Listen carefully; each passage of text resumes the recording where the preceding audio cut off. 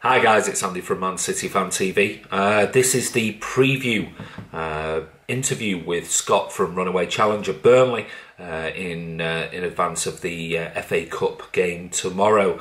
Now, Scott was on our channel last time when we played Burnley at the Etihad, and he'd done his run. But what I'd like to do is just show you a little bit of Scott giving an introduction about what he actually does with this particular Runaway Challenge, and it's absolutely phenomenal. So listen out, and if you can support him tomorrow and go along to the bar in Manchester where he's doing this sort of charity function for all the charity work that he's been doing, that'd be amazing. But this is Scott, if you haven't seen him before in the previous videos that we've done. Scott Cunliffe, Burnley fan, very happy to be back on Man City Fan TV. Yeah, so this season's not just been about football, it's been about giving. So I've been trying to raise as much money as possible by running to every Burnley Premier League away game this season. So I'm 12 in now. Last one I ran to Watford away, and it's getting really tough now to get through these really long runs. I've got one more run to London, to Chelsea towards the end of the season, and I've got 2 runs to South Coast still to do, to Brighton and to Bournemouth. Brighton coming up pretty soon, and then I've got 2 runs to Liverpool, a run to Liverpool and Everton, and I've got a run to Newcastle United, and on Tuesday, this coming Tuesday, I'll be running to Man United. So I've been really trying to inspire others to get out, and hopefully there's going to be, I think, 10, 12 of us running to United from Burnley on Tuesday. But this Saturday, I'm taking the day off. Don't run to cup games to draw the line at Premier League games. But I coincidentally, probably the only Burnley fan or one of the few Burnley fans that's happy that we drew City away in the cup. An ulterior motive for that is because I'd arranged a fundraiser in Manchester on the 26th of January, and to give me a chance to hydrate before the run to Man United. So I'm teaming up with Runaway Brewery, which is a good craft brewery just in the northern part of Manchester there, and we're going to be having a fundraiser at their brewery tap from 12 o'clock to 8 o'clock on match day. So any City fans, come on in. We'll be serving we'll have a batch gin, which is Burnley's finest gin, award winning. You can win a bottle of the industrial strength gin. We'll be having a raffle and a couple of other Burnley prizes, hopefully. So we hopefully just have a nice social there. So if some City fans come along, it'll be a good crack. And before and after the game. So luckily that Burnley got drawn away in Manchester on the day that I'd arranged to do have a bit of a drink and a bit of a fundraiser. So yeah, please get yourself down and share a beer with us, and I can tell you a bit more about the Runaway Challenge and what it's all about. Or you can go online and check me out at SEKOTT on Twitter, and you'll find out all about the Runaway Challenge. Pre-match ritual: read the Burnley Express on a Friday. Got some good stats in this one this time. You can see Claret stats. Man City last 5 games won all 5. Burnley last 5 games won 4, drawn 1, all competitions. So it's looking like it's both teams are in good form. I don't think anyone will want to lose, despite the sort of connotations these days about the FA Cup. And if you look on the back, they're actually saying squad will be given a chance. That's another word for rotation and bringing some players in and out. So there we go, nice little intro. Let's crack on with some questions. So Scott's first question to me was, what were the highs and lows of this season so far? A few, really. You'd have to say the big high was beating Liverpool. It was such an important game on that particular night, and it made a massive difference to the season and the way the season is perceived. Because I think if Liverpool would have beaten us or gotten a draw that night, then, even though we have come back from further, it would have been very, very difficult. And the atmosphere was absolutely incredible on that particular night. It's been a long time since I've heard anything like that and at the stadium. And so performance was exceptional, really dug in, really gritty performance, shows a different side to us that when we're up against it and we have to fight and battle and be physical sometimes, that we can do that as well, which is just another string to our bow. So yeah, that 2-1 victory was a brilliant night, a massive high so far this season. Hope there's more to come. Obviously getting through to the Carabao Cup final yet again, 4 in 6 years, is a really, really impressive record. Seeing some of the kids coming through has been brilliant. Seeing Phil Foden. The lows, though, I was at the games over the Christmas period. The defeat, certainly, to Leicester and the defeat to Crystal Palace. We were always going to go through a dip at some point. I think all teams do, and I don't think Liverpool have been there yet, but I think it's definitely coming. And it doesn't matter when, whenever during the season that happens, it's pretty difficult. So yeah, it was a bit of a low. As City fans, it was typical City. But yeah, I mean, it's been a great season so far. We can't complain. We're in 4 cup competitions. We're in the final of 1. We're right up there to win the Premier League and chase Liverpool down. And yeah, we've got the Champions League coming up in the next few weeks. So yeah, not many lows, lots of highs, and yeah, very positive the way we've played certainly this season. I've been very impressed. So my first question to Scott was, how do you think Burnley's season's been so far? First question then. So, how's Burnley's season been? Well, Andy, it's been pretty shocking, really, to be honest. The euphoria of the Europa League and everyone got to go away and it was enjoy or see that feeling of what it's like to be in Europe. I think that was great. Didn't play exceptionally well in Europe. We were out by the end of August. Didn't make it to the sort of league stages of the Europa League, and then league form never really picked up. Actually, September, we played pretty bad at Cardiff, but managed to win 2-1, and then we had it was best win of the season on to Bournemouth also in September. But in between that, we got knocked out of the League Cup by Burton, who you ought to know a lot about now. And so there was, and then the bad results kept coming, and we got beat by you, got 5-0, and then the week after got beat 4-0 at home by Chelsea. And so that stoic defence of Burnley from last season, leaking very few goals and one of the best defence in the league, was starting to be seriously asked some questions. And fans were not too happy with Joe Hart. He was making a lot of good saves, but everyone was saying he's not commanding the defence or commanding the outfield the same way as what Pope did or as what particularly Heaton did.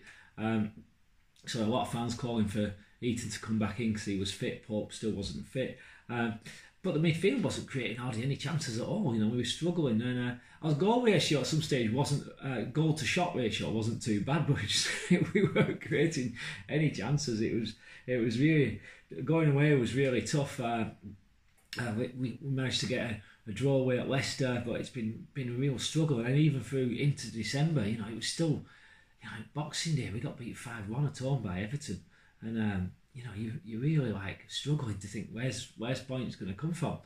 And then all of a sudden, after that, we had a good game against West Ham, beat them 2-0, and we've come on pretty well since then. We're unbeaten now since that home win on the 30th of December. So, played 5, won 4, and drawn 1. One of those being in the cup. Not a great performance against Barnsley, must admit, but we got a penalty, 2 penalties, and which we haven't had a penalty still in the league. So you start to think, luck's not going your way, but I think luck's gone our way in quite a few of the games. You always need a slice of that. And the reintroduction of Heaton's made a massive difference. I think everyone can see that, see the spirits there. But winning a lot of 50-50 balls now, we weren't winning many before. So the second ball, get into it very, very quickly. And then young Dwight McNeil's come in, and he played early on in the season, came on a couple of times.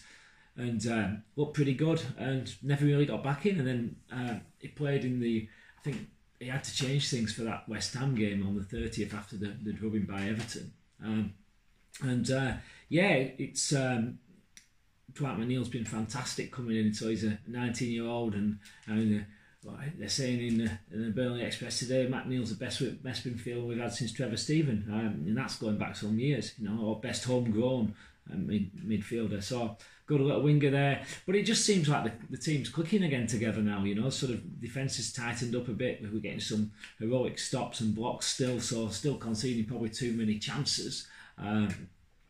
But it is looking like, wow, we can survive now. We can get through, and with us beating Huddersfield and also beating Cardiff, you're starting to think like, all right, we can get through this now. There's a few of those teams are starting to peel away, but there's still 5 or 6 in there that are trying to avoid that third relegation spot. So I think it's going to be a fight pretty much to the end. We've got a few tough games at the end of the season, so we need to be pretty clear by April, really, if we're going to survive. So yeah, it's going to be a roller coaster, but looking forward to the cup then. So question 2 from Scott was which City players have impressed this season? There's been a number of them. Obviously Aguero's been injured for a number of weeks, months, etc. And he's always one that generally impresses. His work rate this season has been phenomenal. I'd have to say Bernardo Silva, certainly in the first third of the season, was absolutely phenomenal, absolutely exceptional. He was probably our best player, and he's been a little bit in and out of form recently over the last few weeks, but I mean that's only to be expected to reach the levels that he was achieving in the first third of the season, where he was just incredible. I think he's possibly been the standout player, just maybe ahead of Laporte. I think Laporte has been absolutely a brilliant, wonderful signing. Real exceptional talent. He's still only young. And it just goes to show you that Pep doesn't often go back in for players when he's been turned away first time around. But I think there were some legitimate reasons why Laporte didn't come the first time round, because of injuries and things like that, and he went back in for him, and he was absolutely determined to get Laporte. And I think Laporte has been he's been a fantastic signing, been really, really impressive this season. David Silva's hit heights at certain periods of the game. Fernandinho's been pretty his usual, sort of 8 out of 10 most games. He's had the odd stinker, but at 34 you'd expect that. Kevin De Bruyne, we've hardly seen anything of him, which is a real shame. But the good thing is that all these players are coming back from injury and coming back right when everything matters, and that's going to be important. It's going to be important to City in the running with the Champions League, the FA Cup, the Premier League, and we're just getting everybody back at the right time. So yeah, for me, standout performers are. It's hard to toss up between Bernardo Silva and Aymeric Laporte. Both have been phenomenal, so brilliant. My second question to Scott was, would you rather stay in the Premier League this season, be out of the FA Cup, or would you take an FA Cup win and get relegated? PL survival or the FA Cup? It's always got to be PL survival for sure. I think Dantzic has made it clear. I showed it earlier, sort of squad will be given a chance, which is pretty much saying that he's going to rotate quite a few players out. But interestingly, quite a few players who he's named for tomorrow's game are players that were shoo-ins for first team Premier League games last season, but are kind of coming back. So Pope, Ward, Defoe probably going to get a game tomorrow, and even Robbie Brady might get a game tomorrow. They'd have been shoo-ins last season, but they've been pretty much on the injury list all season. So it's still like a good team he's putting out. So we haven't got as much depth in the squad as City have. They're actually still saying he understands the magic of the cup, and but yeah, realistically, I think it's the league. It's the league for us all, and that's it's City will be putting a weakened side out, if you can call it that, but it won't be there. It won't be the side they're putting out against Liverpool in the league, let's put it that way. So yeah, it's hopefully be an interesting game. Quite a few new players to watch and quite a few formations to watch as well. How do certain players glue with each other again after not played with each other for a while? So let's see. Hopefully Matt Neal's playing and you can take a look at him. Should be a good game. Question 3: do I think Burnley will avoid relegation? Yeah, I do. If I'm honest, I just you're not a type of team. Even though you've had a rough patch and you weren't playing well, and you were getting defeats and draws and things like that, I think Dantzic has got enough experience now to see you through, and I think you've got enough an in-depth squad that will see you through as well. You only have to look at some of the recent performances, and 4 wins is it and a draw. You don't see many of the relegated teams going on runs of 4 wins and a draw. So I think that goes to show that you can go on these mini runs, and I think that's important. It's when teams sort of win 1, lose 3, possibly draw 1, lose 2, win 1. I mean, that's the type of form that gets you relegated. And I don't think Burnley are that type of team. I think they're one of those that can go on these runs of 3 or 4 wins. And that just leapfrogs you against and above many of the other teams. So no, I can't see Burnley being relegated this season, Scott. Since Christmas, Burnley have found some good form. Which players do you see as a threat for tomorrow's game? Yeah, you have found some form, just like I said before, Scott. Who's going to be dangerous tomorrow? Take your pick, because you do have some dangerous players with the likes of Vokes and Barnes, etc. Possibly, if anything, I'd say you could have one of your keepers. You've got some fantastic keepers there with the likes of Heaton and and Joe Hart, etc. It could be one. It could be the keeper that saves your day and has an absolute worldie. So yeah, I'm fearful that one of yours will just pull out one of those games whereby just blocks, stops, saves everything. And but other than that, like I said, you've got the likes of Wood and Barnes and Vokes, etc. And it's going to be they're funny. I put 1 or 2 of them in my fantasy team because they go through these little patches where they score a run of goals and then they don't really do much for a while, and it's just trying to find when do they hit that peak, because they can go on some run. And I think Chris Wood certainly has done really well, but it's a number of them.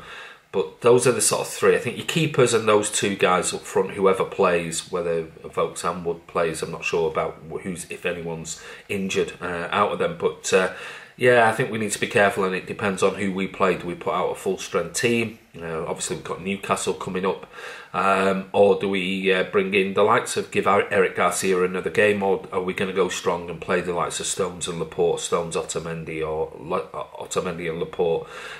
In which case I'd be a little bit more comfortable. But our fullbacks have been a problem this season for us. So yeah, either the keepers or certainly those 2 guys up front. Score prediction. Okay, and the final question, Scott, is what do I think the score's going to be? It's one of those, it depends on... I'm never any good at score predictions anyway. I've got 1 or 2 right spot on this season, but not many. Depends on what team we put out. Now, we had a number of players playing on Wednesday night against Burton, and will Pep think, well... Cup competition is still very important, and it has been so far. Certainly the Carabao Cup for us, we put out strong teams in most rounds. So it depends what team he puts out and whether he thinks, well, I'll give Gabby a run out this time, and will Leroy and Sane and Raheem Sterling come back? I would imagine Gundogan and Fernandinho will potentially play. Do we go back to David Silva and Bernardo Silva? It all depends, because we're right in that where we've actually played a few of the stronger players on Wednesday night, and we've got obviously a game in 3-4 days' time against Newcastle. So yeah, score prediction, I'm going to go for a conservative Burnley 1, Man City 2. there you go. I think we'll win, but I think it'll be a tight game, depending on who we play, and it depends, I guess, who you're gonna put in there, because does the FA Cup mean that much to you, or is it Premier League survival for you this year? But anyway, guys, I just want to say a massive thank you to Scott.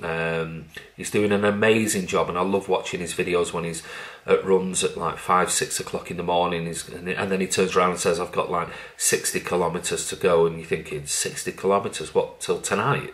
And we think about marathons and those distances. This guy, you know, runs significant distances day in, day out for his charities, and I think it's an amazing charity. And if anybody at Man City Fan TV who subscribers of our channel want to follow him or want to go along, don't forget, Scott, the links to Scott's charities will be down below, but don't forget, as we showed you the video and I posted on Twitter earlier, he is in Manchester, the Runaway bar, around about midday, 12:30, and there's lots of sort of fundraising events and, you know, quizzes and, you know, charity auctions, etc. So if you're in Manchester, go along and see Scott, support the charity. He's welcoming, you know, obviously not just Burnley fans but Man City fans as well. He's already been at the Etihad once this season for the Premier League game. So go and support the charity. It's really important. But anyway, on charities, don't forget, I've got it on today. This is our T-shirt, and this is our charity that we support, or one of the charities we support, and this is Save Association. This is the David White charity with Paul Stewart and Ian Ackley, and they do a lot of safeguarding in the community after everything that happened. So if you want to go over and have a look at what they do, that's www.saveassociation.com, or you can contact David, and that is David at saveassociation.com, or Mark McCarthy, a big Twitter City fan, and that's Mark at saveassociation.com. So go over or follow David White, ex-City player, on Twitter, and you can read all about the work that they're doing with safeguarding in the community. But anyway, this is Andy from Man City Fan TV. We'll see you at the game tomorrow. Come over and have a chat. We're normally around the City Store, Blue Moon Cafe, and outside the main entrance. But we'll see you there tomorrow, Blues, and hopefully it's just another round of a cup competition that we're going to get through to. So take care. See you soon.